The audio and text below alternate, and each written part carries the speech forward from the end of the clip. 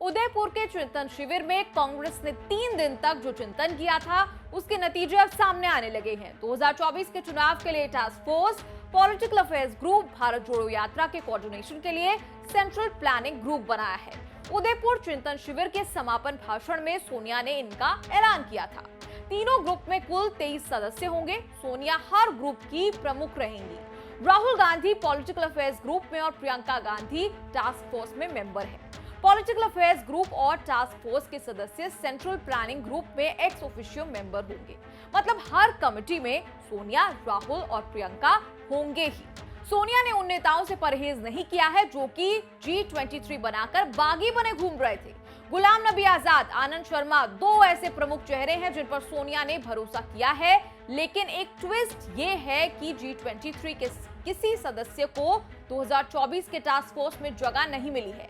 Task force को जिम्मा मिला है कि 2024 के चुनाव की रणनीति बनाना। बिल्कुल भरोसे वाले, पाक साफ ऐसे लोग टास्क फोर्स में रखे गए हैं जिन्होंने कभी कांग्रेस लीडरशिप को निशाना नहीं बनाया।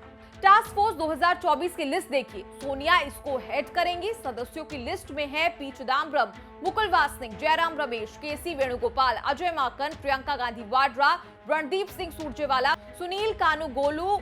अब इस लिस्ट में इस नाम पर गौर कीजिए। सबसे आखिरी नाम है सुनील कानुगोलू। ये नाम ज्यादा चर्चित नहीं है, लेकिन राजनीतिक गलियारे में सुनील कानुगोलू का नाम फेमस है। सीनियरिटी प्रशांत किशोर से ज्यादा है और पॉपुलैरिटी प्रशांत किशोर से कम। कांग्रेस के लिए 2024 की चुनावी रणनीति प्रशांत किशोर को ही बनानी थी। सब कुछ ठीक ठाक चलते चलते अचानक प्रशांत किशोर ने कांग्रेस को मना कर दिया और अपने रास्ते चल दिए। अलग हुए तो हुए, अब बाहर आकर बोल रहे हैं कि उदयपुर चिंतन शिविर फेल हुआ। कांग्रेस गुजरात और हिमाचल के चुनाव हार जाएगी। महीने भर पहले तक 600 स्लाइड्स में कांग्रेस को 24 में जीत का सपना दिखाने वाले प्रशांत किशोर अब वही बोल रहे हैं जो कांग्रेस के विरोधी बोलते आ रहे हैं। सोनिया की 3 कमेटी एक इशारा कर रही है कि कांग्रेस अपने दम पर ही 22, 23 और 24 की चुनावी चुनौतियों का सामना करेगी। महीने भर पहले तक कांग्रेस पूरी तरह से प्रशांत किशोर पर निर्भर दिख रही थी, लेकिन प्रशांत किशोर के थैंक यू कहने के बाद कांग्रेस आत्मनिर्भर मोड में है।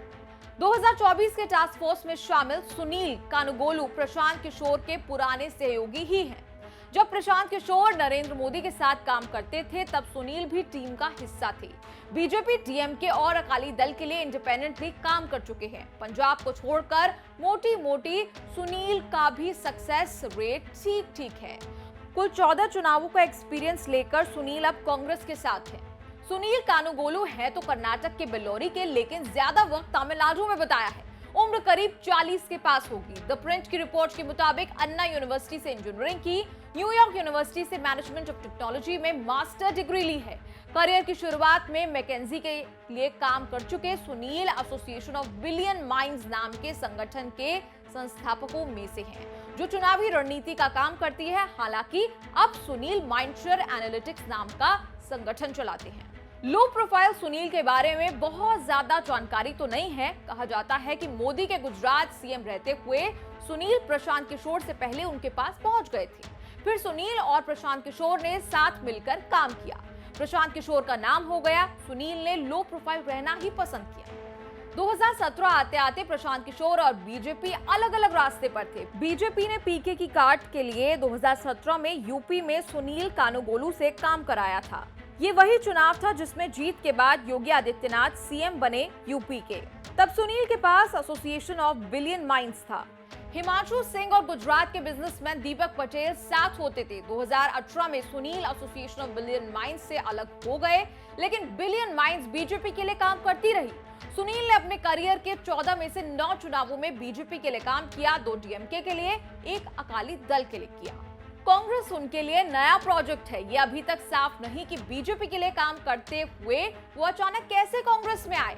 24 वाले टास्क फोर्स के साथ सुनील 2023 के कर्नाटक के चुनावों को देखेंगे। वही उनकी पहली परीक्षा होगी। ये वीडियो आपको कैसा लगा? कमेंट्स में लिखकर बताएं और देखते रहिए न्यूज़ तक।